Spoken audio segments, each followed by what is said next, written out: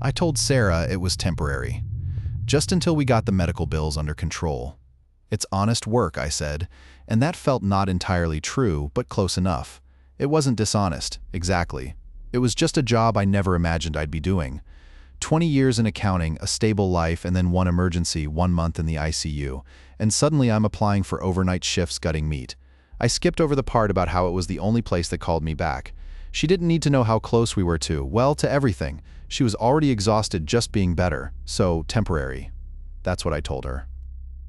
And that's what I kept repeating to myself as I walked through the loading bay. The air hit me like a wall. Not cold exactly, but heavy. Damp. And the smell. It wasn't what I expected, not just blood and raw meat. It was sweeter somehow, like overripe fruit mixed with something metallic, and underneath that, a deeper, mustier odor that reminded me of my grandfather's root cellar. The building itself was enormous, a concrete bunker squatting against the flat Kansas landscape. Fluorescent lights buzzed overhead, casting a sickly yellow glow on everything. The floor was slick, even where it wasn't pooling with water, and the constant drone of machinery vibrated through the soles of my boots. I saw a few people milling about, mostly shadows in the dim light, all wearing the same pale blue overalls and hairnets. No one made eye contact. Kaz was supposed to be showing me the ropes. He found me near the time clock, a thin man with tired eyes and a permanent stoop. He didn't offer a handshake, just pointed towards a metal door labeled Line 7 Beef and started reciting. He was already filling out a logbook while he spoke, barely looking at me. Right? So, a few things. Management likes things done a certain way. It's been this way for a while. First, at exactly 2:17 a.m., you need to check the pressure gauge on the rendering tank. Don't skip it, even if things are backed up. 2 minutes, that's all it takes. Then, he scribbled something in the book, flipped a page. If you find any object left in the break room, on your station, anywhere really, don't touch it, photo it, mark it with tape, and report it. Don't read anything if it's a note. I frowned. Tape? Like masking tape? He didn't answer, just kept going. First 2 weeks, stick to your hours. Don't come in early, don't stay late. Clock in, do your job, clock out. And if you see any new stains on the walls, the floor, anything like that, photograph it. Don't get close, like arm's length. Then there's the maintenance log, read it every Monday before starting. If there's an asterisk next to an entry, find out where that entry pertains to before you go anywhere, understand? I was scribbling now, trying to keep up. Asterisk? Yeah, asterisk. And if you start a walkthrough, finish it. Don't get distracted. Don't stop to talk to anyone. Don't investigate noises. Complete the whole loop. Also, if someone complains about the temperature being too cold 3 shifts in a row, same complaint, word for word. Go straight to Prue. Don't try to adjust the thermostat yourself. And if someone asks to swap a shift with you on the 16th, just say no. No explanation needed. I paused, pen hovering over the paper. The 16th? That's very specific. Kaz shrugged. Just a thing. And finally, don't stop moving in corridor C if you need to look at something. Step into one of the offices first. Got it? I looked down at the list. It read like a collection of anxieties someone had over years, scribbled down and passed on. Probably just a way to keep new hires on their toes. A bit eccentric, sure, but nothing to worry about. People get superstitious in places like this. It probably started with someone having a bad day and turned into an unwritten rule. I almost laughed. $20,000 in debt, and I'm worried about a weird list of work rules. I needed to focus on the paycheck. I finished writing, double-checking the times and details. Kaz had already moved on, organizing a stack of plastic crates. He didn't ask if I had everything. He didn't seem to care. All right, I said, mostly to myself. Let's do this. I tucked the crumpled paper into my pocket, adjusted my hairnet, and headed towards line 7. The fluorescent lights flickered as I walked, and the smell seemed to grow stronger, clinging to the back of my throat. I glanced back at Kaz, but he was already disappearing into the shadows. It wasn't the smell, or the list, or even the sheer scale of the place that made my stomach tighten. It was the way he hadn't looked at me once. It was the way he'd spoken, like he was reciting something he'd been forced to memorize, and the way he hadn't waited to see if I'd understood. It was the quiet, absolute certainty in his voice. I paused in the doorway of line 7, my hand resting on the cold metal frame, and noticed a small, almost imperceptible vibration running through the floor. I blinked, and everything seemed normal again. The rhythm of it was getting to me, I realized. Not the work. The work was awful, but predictable. It was the silence. Not a complete silence, of course. The hum of the refrigeration, the whir of the conveyor belt, the distant clatter of metal on metal. But no voices. No music. Just that low, constant thrum. Like the building itself was breathing. I was sorting through kidneys, mostly. Pulling the ureters free, trimming the fat. The smell I was starting to get used to, or at least less actively disgusted by it. It was still there, a cold iron tang that coated your tongue, but I could work through it. It didn't make my stomach lurch every time anymore. I'd found a system, 3 kidneys per minute. That's what I was aiming for. Grab, slice, detach, inspect, toss. Grab, slice, detach, inspect, toss. It gave me something to focus on, something quantifiable in the overwhelming emptiness of the space. I pictured Sarah, back home, grading papers. She had a stack of high school English essays looming over her. She'd told me last night. I was trading one kind of unpleasantness for another, I supposed. At least hers didn't smell like this. My fingers were starting to ache, the cold seeping into them despite the gloves. I'd asked Kaz about warmer ones, but he'd just pointed to a barrel with a few mismatched pairs and said, "Take your pick." They were all damp. It was probably around 2:17 a.m. when I glanced at the clock on the wall. The digital numbers glowed a sickly green. That's when I remembered the paper in my pocket. I hadn't looked at it since reading it over by the time clock. I fished it out, smoothing the crumpled edges. The list, with its strange, precise instructions. My eyes scanned down the list, past the warnings about temperature complaints and shift swaps. And then I landed on it, the one I'd almost forgotten. 2:20 a.m. Stop all work. Face north. Remain motionless for 60 seconds. I frowned. 60 seconds. That was it. It felt arbitrary. Pointless. Probably just some old-timer's superstition, a way to break up the monotony. A test, maybe, to see if new hires were paying attention. I started to dismiss it, to tell myself it was nothing, when I remembered Kaz's face. That complete lack of expression. He hadn't been testing me. He'd been instructing me. I glanced around the line. No one else had stopped. Prue was methodically slicing lungs. Hal was working on livers, their movements fluid and unconcerned. I hesitated. Following this rule meant stopping, disrupting the rhythm, potentially falling behind, but the fear, a small icy prickle at the back of my neck, was enough to override my reluctance. I quickly wiped my hands on my apron and turned to face north. The wall in that direction was just a blank expanse of concrete, stained with what looked like old blood. I closed my eyes, 60 seconds. I counted slowly, deliberately, each number a small act of obedience. 1, 2, 3. My arms ached from holding them still. I could feel my pulse in my ears, loud and insistent. 20, 30. Someone coughed nearby, a harsh rattling sound. 40, 50. And then at 57 seconds it happened. Not a sound, not a smell, not anything I could immediately identify. It was a shift in the light. A momentary flickering, like someone had adjusted the dimmer switch, but not upwards, downwards.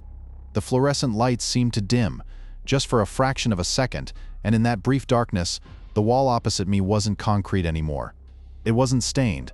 It looked like open space, a hallway, stretching away into shadow, far too long.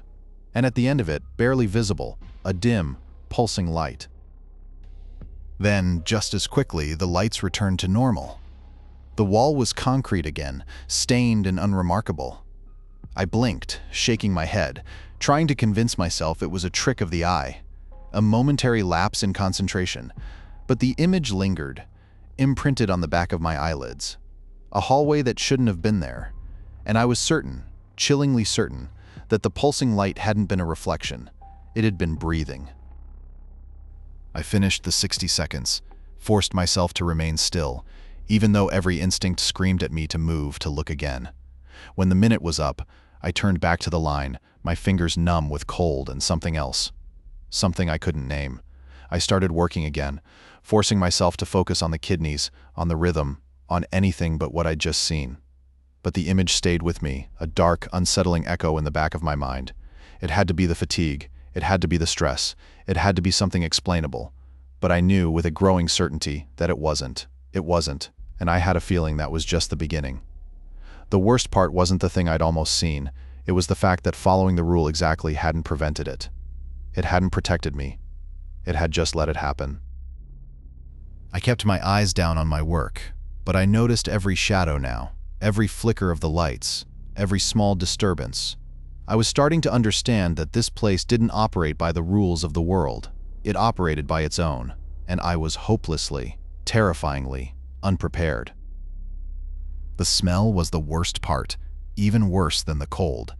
Not the general reek of blood and disinfectant, which you got used to after a while, but the specific cloying sweetness that clung to the organ room, like overripe fruit mixed with something metallic, but not in a way that smelled like iron. More like old pennies, but sweeter. I was scraping the membranes off kidneys, trying to get them clean enough for the next shift. It was mindless work, repetitive to the point of numbness, but it paid the bills, or at least it chipped away at the mountain of medical bills. Rosie was next to me, working on the same thing. She hadn't said a word since the start of our shift, just a grunt when I accidentally bumped her elbow. She was a small woman, wiry and efficient, and I'd learned to give her a wide berth. I focused on the kidneys, trying to block out the smell, the cold seeping into my gloves, the lingering image of that hallway from the night before. It had to be a hallucination. Sleep deprivation, stress, the sheer monotony of the work. That's all it was. My eyes were playing tricks on me. I'd been thinking about my daughter, Lily. She had a history test tomorrow on the French Revolution. I'd promised to help her study tonight when I got home, but I was already exhausted just thinking about it. Maybe I could just look over her notes quickly when I called her before my shift ended. That's what I always did. A quick check-in, a few practice questions. It wasn't much, but it was something. I finished the first tray of kidneys and went to grab another one from the cart. That's when I saw it. Leaning against my locker, right in front of the chipped paint, was a small porcelain ballerina. It wasn't just a porcelain ballerina. It was Lily's porcelain ballerina, the one she'd gotten for her 7th birthday, the one she'd named Celeste, the one she'd been devastated to break just a few months ago, gluing the pieces back together herself with messy, uneven seams. I remembered her tears, her small hands carefully holding the broken pieces. I remembered promising to buy her a new one, then realizing we just couldn't afford it. My breath hitched. It was identical, even with the visible cracks. How? I froze. Kaz's words flickered through my mind, fragmented and hazy. If you find something left for you, do not touch it. Something about an invitation. I didn't remember the specifics. I hadn't paid close attention. The rules had seemed so absurd, but the image of that hallway, that pulsing light, was fresh in my mind. I hadn't understood it, but I understood enough to know that ignoring the rules had consequences. My first instinct was to pick it up, to examine it closely, to confirm that it was really Lily's, to understand how it had gotten here. But the memory of the wall shifting, of that impossible space, held me back. It was a ridiculous fear. I told myself, this was a prank, a sick joke. Someone had seen me talking about my daughter, found out about the broken ballerina, and decided to mess with me. A cruel, tasteless joke. But even as I thought it, the icy prickle returned, stronger this time. I glanced around the room. No one was watching. I reached for my phone. The rule said to photograph it and report it. I took 3 pictures, careful to capture the cracks, the chipped base, the slightly faded paint. The photos looked wrong, too clear, too sharp, like they weren't quite real. I wanted to touch it, to hold it, to reassure myself that it was just a coincidence, but I didn't. I couldn't. I walked to the supervisor's office, my hand still shaking. Kaz didn't look up when I entered, just continued to stare at the monitor. I showed him the photos. He glanced at them briefly, his expression unchanged. "Marker," he said, his voice flat. I stared at him. A marker?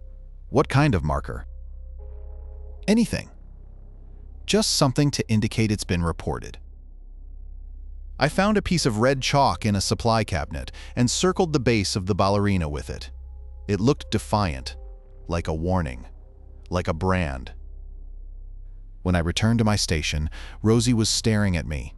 Not a curious glance, but a long, unwavering stare. I avoided her eyes and went back to the kidneys, but I couldn't concentrate. I kept glancing at my locker, at the small porcelain figure bathed in the harsh fluorescent light. I'd been so focused on the ballerina, on the rule, on the growing dread, that I hadn't noticed the time. I checked my watch, 7:15 p.m. Lily's bedtime. I'd promised to call her. But now I couldn't. I couldn't leave, not yet. Not with that thing still there. Kaz hadn't said what would happen if someone touched it. He hadn't said anything at all, really. And as I stood there, scraping at the membranes, the smell seemed to grow stronger, sweeter, and I realized I wasn't just worried about what would happen if someone touched the ballerina. I was worried about what would happen if I didn't call my daughter. Something felt broken, and not just the porcelain. The kidneys came easy tonight. Usually there's this gristle, this stubborn membrane clinging to the fat, but not tonight. They slid right off the line, clean and pink, into the plastic bins. I was on a rhythm, almost enjoying it. Almost. It was just quiet. Not the usual hum of the plant, the distant clang of metal, the shouted instructions. Just the wear of the blades and the slap of the organs hitting plastic. I glanced at the clock. 9:47 p.m. Still a good hour and 30 minutes before my shift ended. I'd promised Helen I'd look at the carburetor for her old Ford pickup. She'd been bringing me cookies for weeks, trying to butter me up for mechanical favors. I was a terrible mechanic, but she didn't know that. And I needed the cookies. Lily liked the chocolate chip ones. I had a stack of kidneys still needing trimming, but I figured I could knock them out quick and get a head start on cleaning my station. Kaz would be breathing down my neck about sanitation again if I didn't. I was already thinking about the toolbox in the garage, picturing Helen's grateful face, the smell of fresh-baked cookies. That's when I realized I'd left my good adjustable wrench in the brake room, the one with the rubber grip, the one that actually fit most of the bolts on Helen's engine. Without thinking, I started walking. Past line 8, past the chilling room where they hung the sides of beef, past the office where Kaz sat like a stone Buddha. The brake room was at the very end of the hall, almost back towards the loading docks. It shouldn't have taken more than 5 minutes. I grabbed the wrench and started to head back, though, and that's when I noticed it. The clock above the time card station, 10:03 p.m. My shift ended at 10:00 IG. I was already 3 minutes late. Officially late. It didn't seem like much, but a flash of Kaz's face filled my head. The rules. I remembered reading something about that, in the initial paperwork. Something about getting in and getting out, sticking to the schedule, not lingering. I strained to recall the exact wording. It was vague. Something about not disturbing the rhythm. Or maybe the space wasn't ready for new people outside of scheduled hours. It sounded ridiculous even in my head. Probably just a way to keep people from slacking off, from getting extra pay. I quickened my pace, almost jogging now. The hallway seemed longer than I remembered. The fluorescent lights flickered, and the smell of disinfectant, usually overpowering, was strangely muted. I told myself I was just being paranoid. It was late. I was tired. I'd been working with animal organs for hours. Then I heard it. A scraping sound, coming from the end of the hall, near the loading docks. Not a metal-on-metal scrape, but something softer, like nails on concrete. And a low hum, a vibration that I felt in my teeth more than heard with my ears. I stopped. The scraping stopped too, and the humming. Everything just stopped. I checked my watch again. 10:07 p.m. 7 minutes late. I could just go. Just keep walking. No one would notice. No one would care. But I remembered something about the rules again. Something about being known to be late, like the space knew, even if no one else did. And the thought of that, of being singled out, of attracting attention, made my stomach clench. I turned around and walked back towards my station. Slowly, carefully, every sound amplified in the sudden silence. Every shadow seemed to lengthen and distort. I didn't run. I didn't look back. When I reached line 7, Rosie was gone. Her station was spotless, everything wiped down and stowed away. It was as if she hadn't been there all night. I hadn't noticed her leaving. I hadn't noticed anything. I finished cleaning my station, methodically, obsessively wiping down every surface, rearranging the bins, making sure everything was exactly as it should be. I didn't look at the clock again. I just worked and waited. When Kaz finally announced the end of the shift, his voice sounded distant, muffled, as if he were speaking from another room. I didn't meet his eyes as I clocked out. As I walked to my car, I glanced back at the plant. The windows were dark, silent, and I knew with a certainty that settled cold in my bones that I was the only one who knew I'd been late, the only one who knew I'd almost broken the rule. And I had the feeling, a heavy, suffocating feeling, that something had noticed, something was waiting. The floor was slick with something that wasn't quite water. More viscous. I was on my hands and knees, scrubbing at a stubborn patch of, well, I didn't want to think about what it was. Mostly blood, I figured, mixed with God knows what else. Line 7 got the worst of it. Always had the guys who ran this place before us didn't believe in cleaning, just in getting the product out. My back ached. It always ached by this point in the shift. I was trying to get ahead of the morning crew. If I could just get this section done, I could move on to the conveyors, which were at least upright and didn't require contorting myself into uncomfortable positions. I could hear the faint hum of the refrigeration units, a constant drone that usually faded into the background. Tonight it felt louder, more insistent. I scraped at the concrete with the stiff brush, trying to loosen the dried mess. The disinfectant smelled like sour lemons mixed with something metallic. It clung to the back of my throat. I kept glancing at the clock. 1:48 a.m., still a long way to go, a long way to earn the money, a long way to chip away at the debt. $20,000. It felt like a physical weight pressing down on me. I finally got the patch, mostly clean. Just a faint pinkish stain remained, barely noticeable. Enough to pass inspection anyway. I stood up, stretching my back. It popped. I grabbed the bucket and mop, ready to move on to the next section. That's when I saw it. On the wall, near the door leading to the holding pens, a dark stain. Not a splatter, not a drip, more like a bloom. It was roughly circular, maybe 2 feet across, and the color was almost black. Deep, bruised purple at the edges, fading into a muddy brown in the center. It wasn't there an hour ago. I'd walked past this spot at least twice during the last sanitation cycle. I was certain of it. It wasn't the color, exactly. That bothered me. It was the shape. It wasn't random. It wasn't organic. It resembled something almost recognizable. A distorted face, maybe, or a hand, spread out, fingers splayed. I couldn't quite focus on it. The more I looked, the more it seemed to shift and writhe in my peripheral vision. I blinked, rubbed my eyes. Probably just tired. The lack of sleep, the smell, the sheer monotony of the work. It was playing tricks on my mind.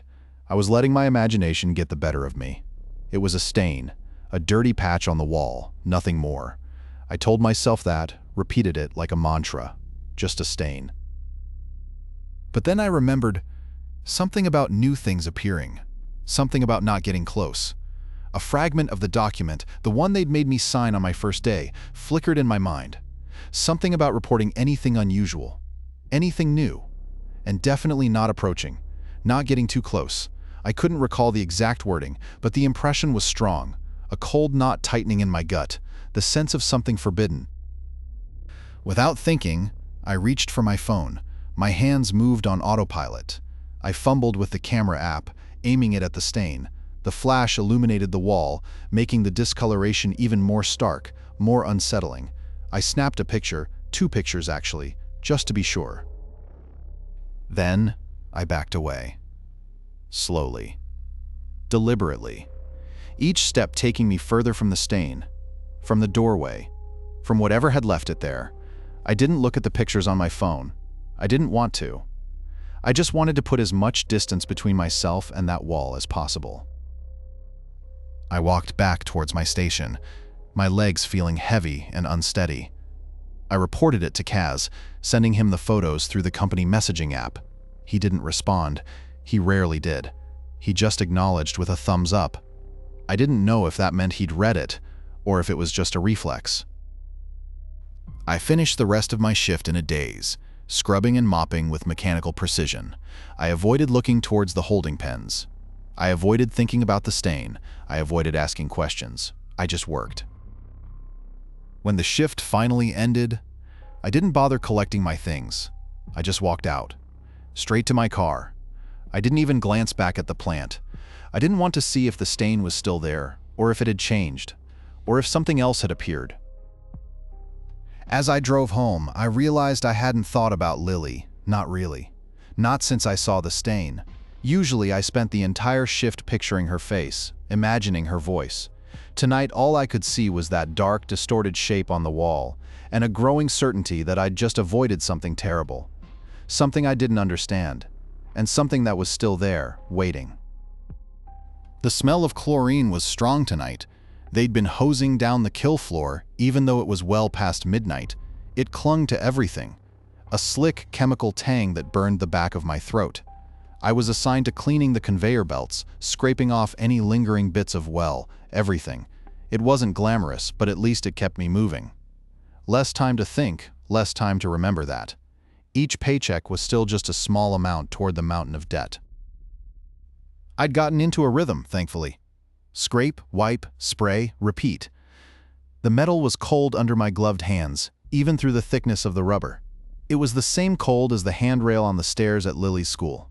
The same cold as the metal frame of her hospital bed. Every surface felt like a reminder. I pushed the thought away. Just work.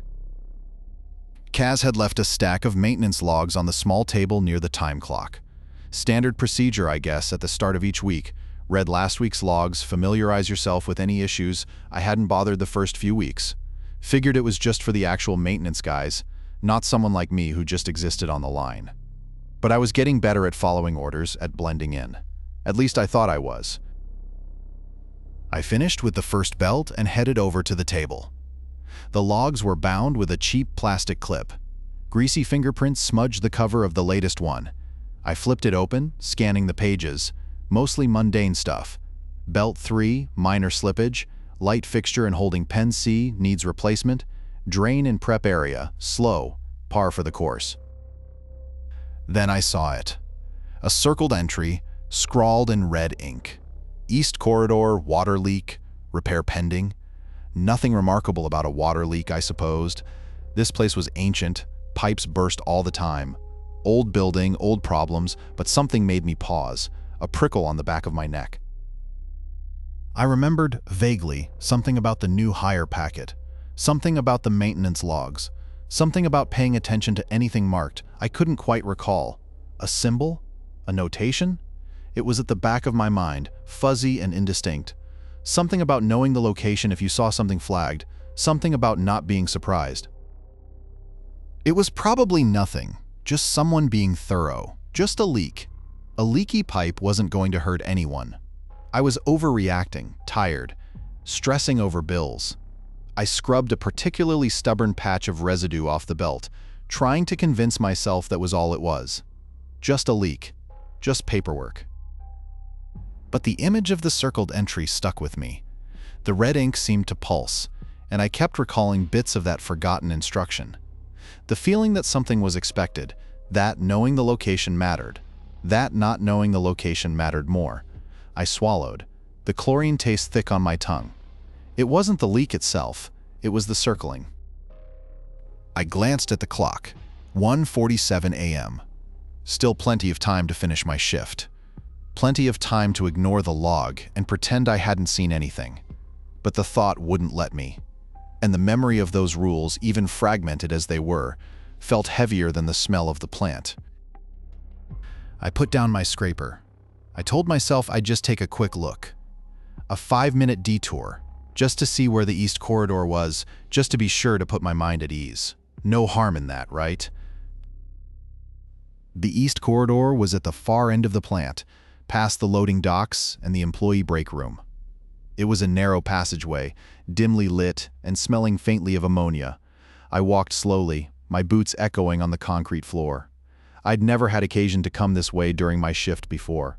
It felt different, more isolated, less watched. I found the area marked on the plant map posted by the entrance to the corridor, a small section of wall, just before a set of heavy metal doors. And there it was, a dark patch of dampness spreading across the concrete floor. Not a raging flood, just a slow, steady trickle. But the leak hadn't been fixed. That was the thing. There was a yellow caution cone directly in front of the damp patch and a stack of rolled-up absorbent pads, but no sign of anyone having attempted a repair. The metal grate covering the floor drain was rusted through, and even with the sound of the machinery from the rest of the plant, I could hear the drip, drip, drip of water. The work order hadn't been completed. I stood there for a moment, staring at the leak, a knot forming in my stomach. The circled entry in the maintenance log didn't feel like a warning about a water leak anymore. It felt like a marker, like a signal. I quickly, almost frantically, scanned the surrounding area. Nothing obvious, no strange symbols, no discarded objects, just the damp floor, the broken grate, and the lingering smell of ammonia. I walked back towards my station, a strange emptiness settling over me. I finished my shift without incident.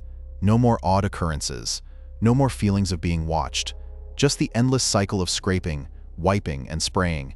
But the image of that unfinished work order stayed with me. It felt like I'd stepped into something I didn't understand, something that had been waiting for me. And I couldn't shake the feeling that I'd just seen the first piece of a puzzle I wasn't meant to solve, that the leak wasn't an accident. It was a placeholder, something to be noted, something to be remembered, and I'd remembered. Now what? The grease felt cold under my fingertips. I was relubricating the conveyor belt rollers on line 7, that repetitive dip and pump motion eating up the last hour before shift change. It wasn't glamorous, but it was quiet. Less chance of running into anyone, less chance of everything else. The smell wasn't awful, just persistent. A metallic tang layered over the general beef and cleaner scent. It clung to the back of my throat. I'd gotten the rhythm down. 2 pumps per roller, a small arc of lubricant, then moved to the next. Each rotation was almost silent after a good greasing. The plant was quieter than usual tonight, too. Even the rhythmic thud of the grinders seemed muffled. I'd noticed that a couple of shifts ago, didn't think much of it then, just assumed someone had adjusted the dampeners. Kaz was on the line closest to me, doing the quality control checks. Mostly he just poked at the cuts with a metal rod. Didn't offer much conversation these days. He used to talk about his fishing trips, showed me pictures of massive walleye. Now he just kept his head down, eyes scanning the moving meat. Seemed like everyone was getting smaller, shrinking into themselves. Old man Abel shuffled past, a clipboard tucked under his arm. He barely acknowledged me, just a grunt and a downward nod. He'd always been a man of few words, but even for him it felt distant. He was doing his rounds, I figured, checking the temperatures, the pressure gauges, standard stuff. The radio crackled to life. Dispatch. Kieran, you got a moment? It was Prue, her voice flat and tired. Yeah, go ahead. We got a blockage in the south receiving dock. They need someone to clear the debris. Looks like a pallet of casings collapsed. I sighed. I was nearing the end of my line check, just 3 more rollers to go. It wasn't a huge deal, but it meant walking clear across the plant, taking at least 10 or 15 minutes. I glanced down at the unfinished section of the conveyor line. Can it wait, Prue? I'm finishing up the roller maintenance on 7. Negative, Kieran. They need it cleared now. It's backing up the deliveries. Her tone left no room for argument. I hesitated. Something prickled at the back of my neck. It wasn't the radio or Prue's voice. It was a feeling, sort of like I'd forgotten something important, like disrupting a carefully laid pattern. The discoloration on the wall came to the front of my mind, then the ballerina. It was probably nothing, just fatigue. This place messed with you. It was designed to be unsettling. I needed to focus. All right. On my way. I switched off the grease gun, wiped my hands on a rag, and walked towards the receiving dock. The journey took longer than I expected. The plant seemed to stretch on forever. the corridors twisting and turning. I passed Rosie in the packaging area, her face pale and drawn. She offered a weak smile, then quickly looked away. I tried to engage her, ask if she was okay, but the words caught in my throat. What was the point? The blockage at the receiving dock was worse than Prue had described. A pallet had completely collapsed, spilling dozens of plastic casings across the floor. It was a mess. I started clearing them, stacking them to the side. Slow work. Heavy lifting. It took a solid 20 minutes to get it mostly cleaned up. When I finally headed back to line 7, I felt a tightness in my chest, a flicker of irritation. I had been right to feel uneasy, but had pushed it down as exhaustion. I'd broken my rhythm, interrupted something that didn't need interrupting. It would be fine. It always was. I reached the section of line 7 I'd left unfinished, and stopped dead. The last 3 rollers weren't just ungreased, they were disturbed. Something had scraped across the metal, leaving long, shallow gouges. Not from a tool, not from metal on metal, more like a drag mark. And there, clinging to the underside of the conveyor belt, were small, almost translucent fragments, like flakes of plastic. The same kind of plastic as the casings in the receiving dock. But I'd cleared those casings. I'd been nowhere near line 7 while I was cleaning up, and I hadn't seen anyone else in the area. The grease gun lay exactly where I'd left it. The rag, too. Everything was as I'd left it, except for the gouges, the scratches, and those strange, shimmering flakes clinging to the conveyor. I stared at it, my mouth dry. The smell in the air, already thick with the usual processing odors, felt subtly different. Something sweet, like overripe fruit. It made my stomach churn. I hadn't completed the round. I'd broken the pattern. And something had come through while I was gone. The smell of ammonia was particularly strong tonight. It clung to the back of my throat, even with the respirator. I was restacking the shrink-wrapped boxes of sausage in the cold storage room, trying to build them into neat, stable towers. It wasn't glamorous, but it was quiet, and quiet was good. After the mess on line 7, I needed a task that demanded nothing but repetition, no thinking, just lift, shift, stack. The boxes were heavy, slick with condensation. Each one felt like it was trying to slide out of my grip. I was glad I'd worn the thicker gloves tonight, even if they made it harder to feel what I was doing. My fingers were already numb, despite the gloves. I worked slowly, focusing on keeping my back straight, my knees bent. Old habits from the warehouse job before the plant. Paying attention to ergonomics now felt less like preventative care and more like a desperate attempt to postpone the inevitable. Every ache felt like a warning.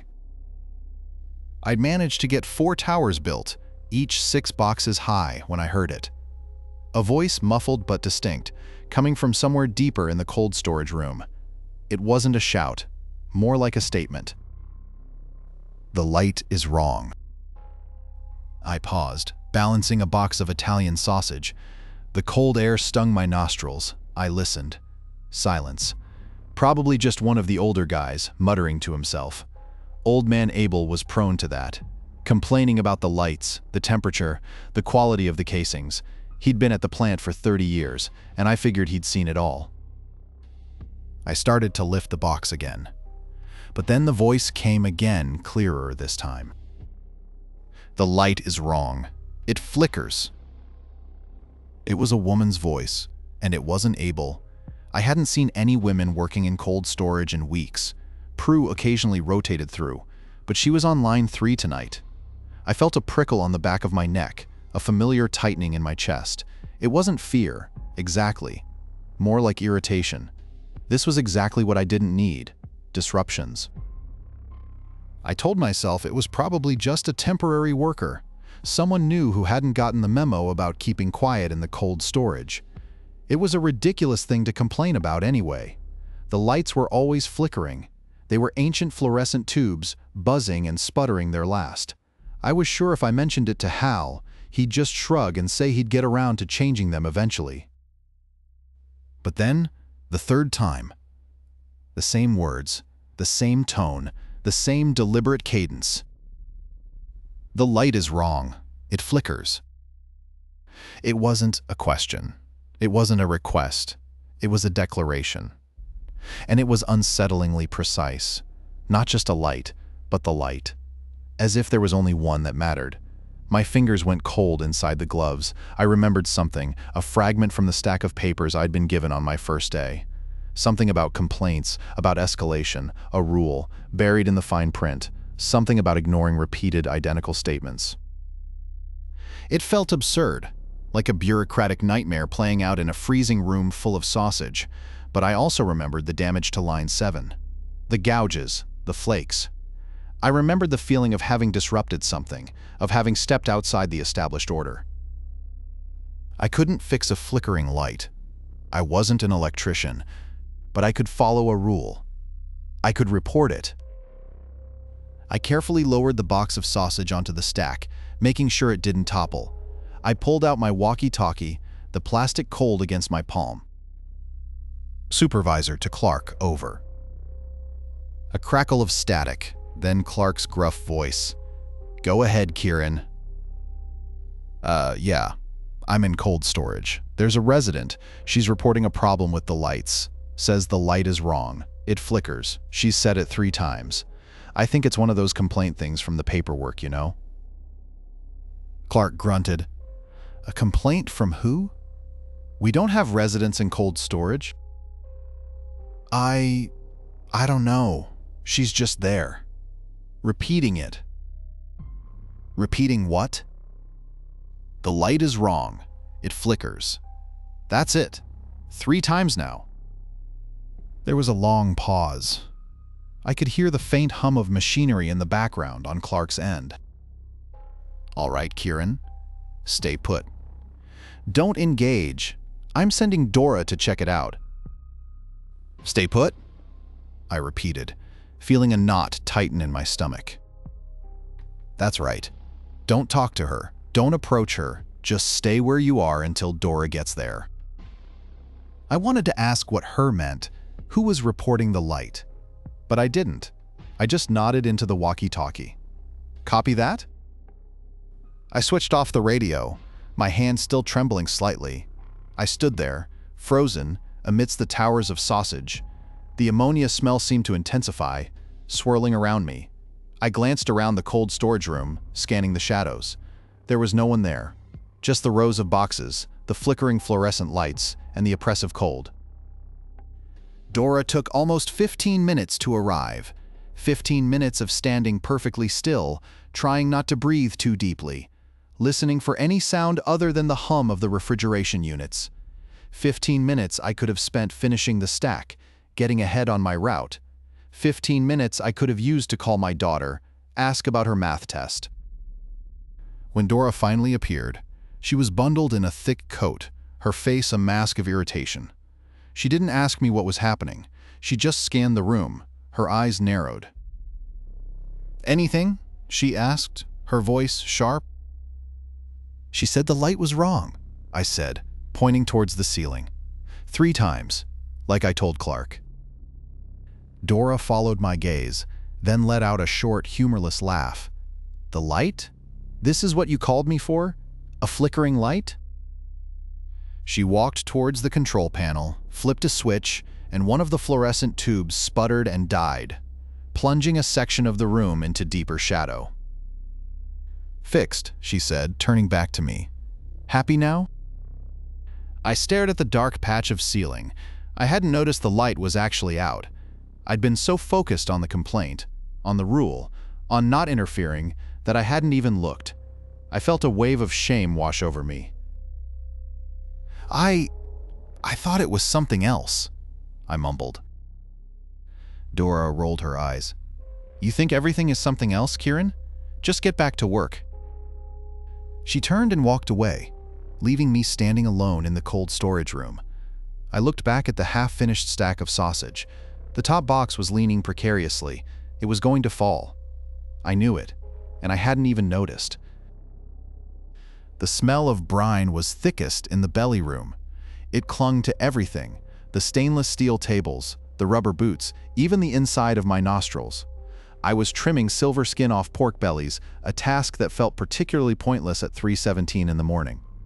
Each slice was identical to the last, a pale, glistening strip of fat destined for someone's breakfast plate. It wasn't hard work, not physically, but it was numbing. The rhythmic scrape of the blade, the cold slickness under my fingers, it felt like time was dissolving. I kept glancing at the digital clock above the conveyor belt, willing it to tick faster. Just a few more hours. Just enough to cover the copay for Lily's orthodontist appointment. I'd started organizing my mental list of things to do when I got home. Laundry, definitely. I'd promised Lily I'd try to make those chocolate chip cookies she liked, the ones with the extra chocolate, and I needed to call the pharmacy about a refill for Sarah's blood pressure medication. That one always felt urgent, even when it wasn't. It's funny what feels urgent when you're staring down $20,000 in medical debt. Everything feels urgent. Obi was working the next station over. Bone and hams. He was a quiet guy, kept to himself. Didn't seem to mind the silence. He actually seemed to prefer it. He barely made eye contact, even when you said good morning, or good night, in our case. He was humming something under his breath, a tune I couldn't place. It sounded off, not dissonant, exactly, just wrong. Like a familiar song played slightly too slow. "Hey," he said, his voice raspy from years of cigarette smoke. He hadn't said 2 words to me in the 3 weeks I'd been working here.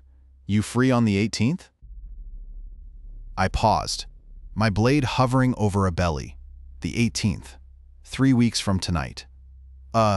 Yeah, I think so. Why?" He shrugged, a jerky, uncomfortable movement. "Just a feeling, my shift. I just have a feeling I shouldn't be working the 18th. A feeling? That was it? He wanted me to cover his shift based on a feeling? I felt a flicker of annoyance. I hadn't asked for extra hours, hadn't even considered it. Sarah and I were already stretched thin with the bills. An extra shift meant less sleep, more exhaustion, but it also meant more money, a significant amount more, enough to maybe put a dent in the physical therapy Lily needed after the surgery. "What kind of feeling?" I asked, trying to keep my voice neutral. He avoided my gaze, focusing on a ham he was rotating in his hands. "Just a bad one. Can't explain it.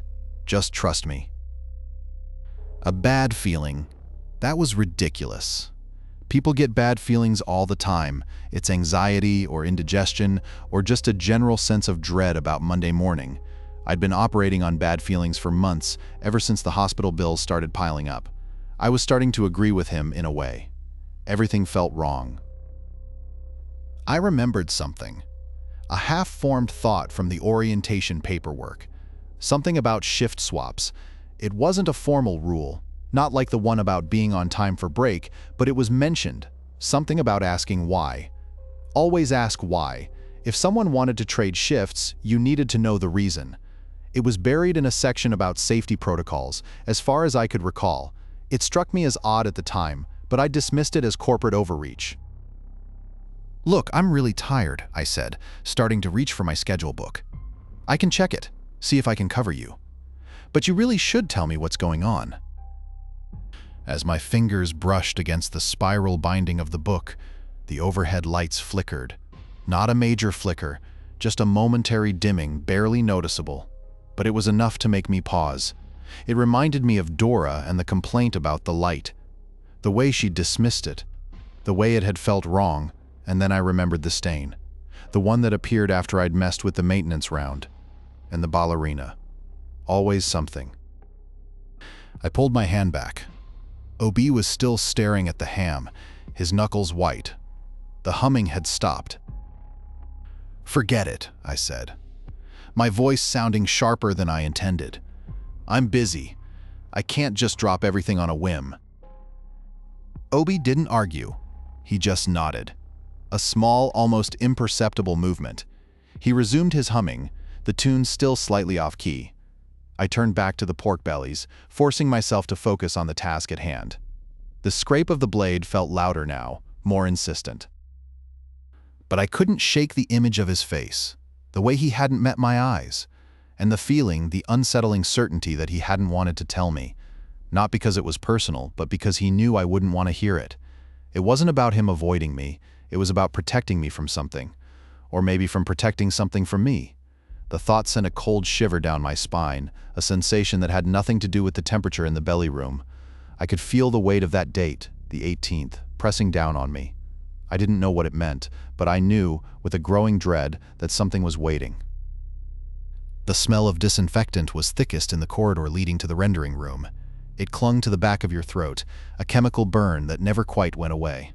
I was on box duty, retaping the sealed cardboard containers of processed fat. It wasn't glamorous, but it was quiet.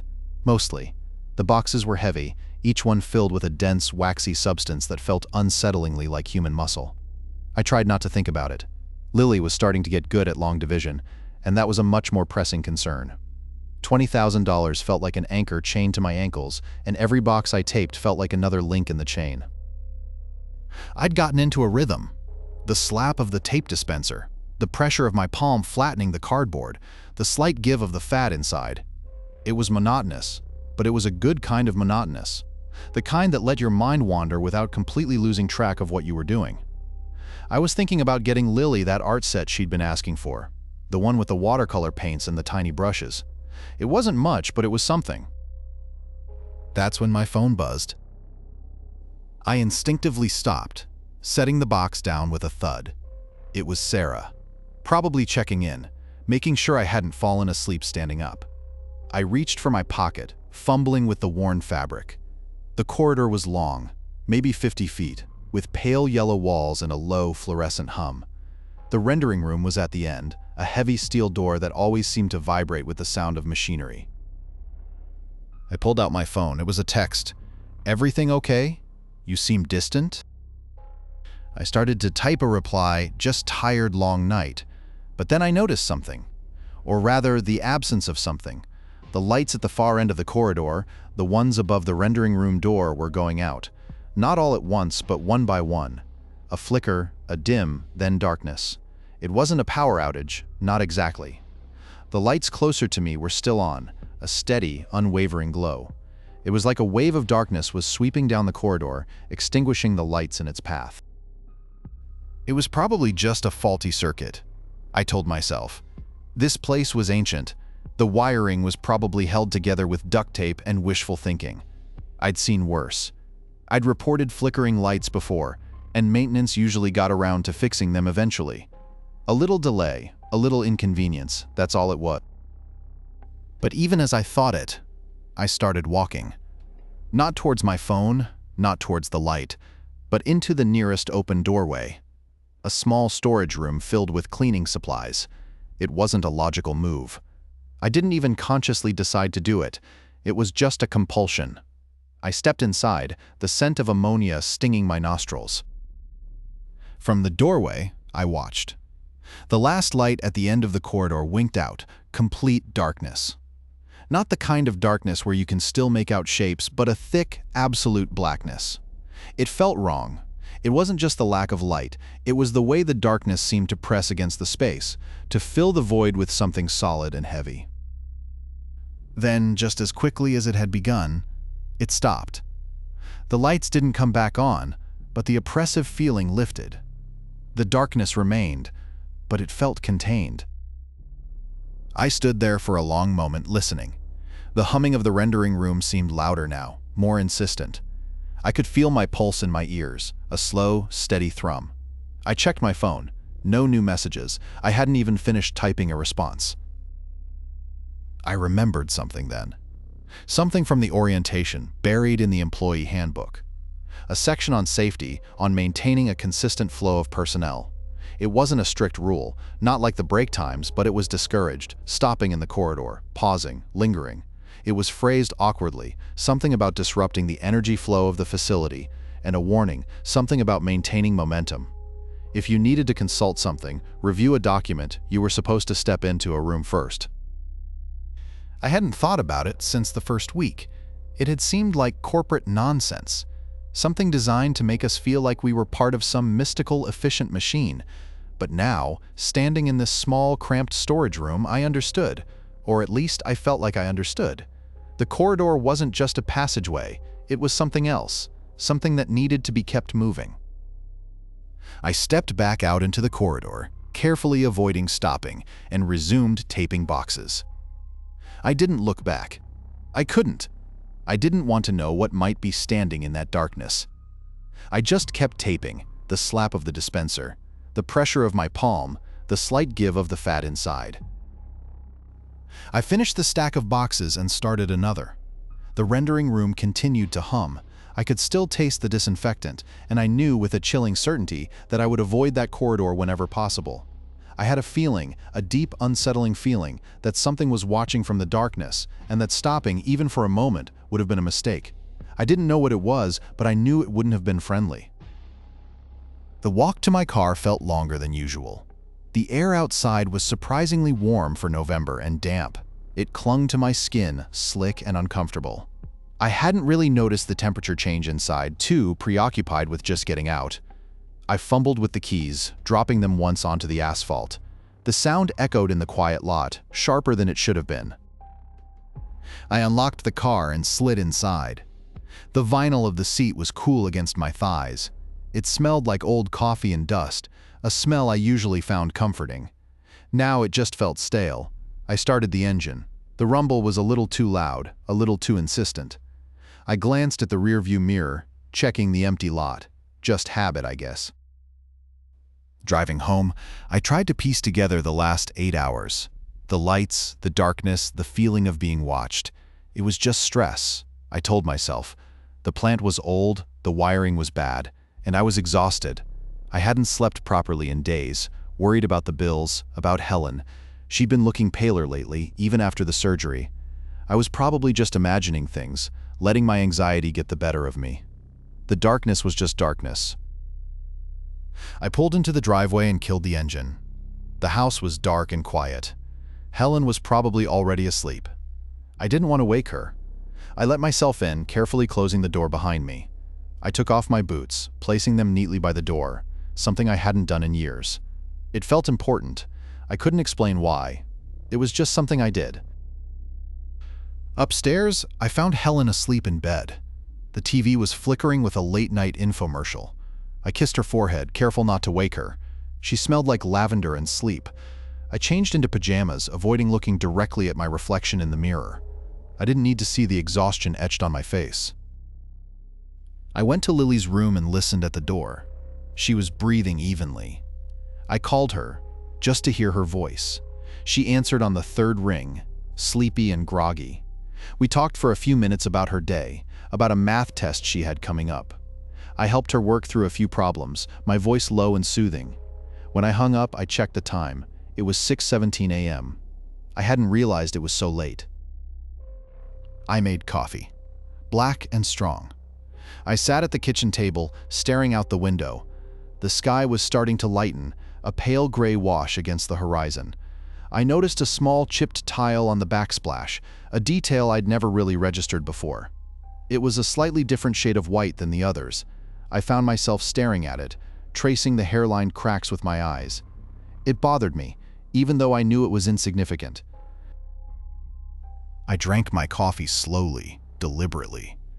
I started making a list of things to do: pay bills, schedule a follow-up appointment for Helen, pick up groceries. Mundane tasks, but they felt essential, grounding. I needed to feel grounded. I went back to work the next night, and the night after that. I kept to the schedule, taped the boxes, avoided the corridors. I didn't ask questions. I didn't look for answers. I just did my job. I noticed Obi wasn't back. Pell said he'd called in sick, but Pell didn't meet my eyes when he said it. The plant posted a new job listing online a week later. Overnight line worker, starting pay was $18.50 an hour.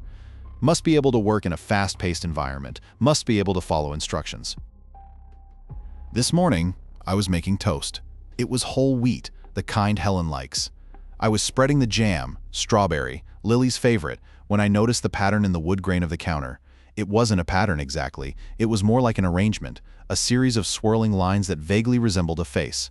I didn't stop spreading the jam. I just kept looking at it, recognizing the slight asymmetry, the way the light caught the ridges. It wasn't a face. It couldn't be.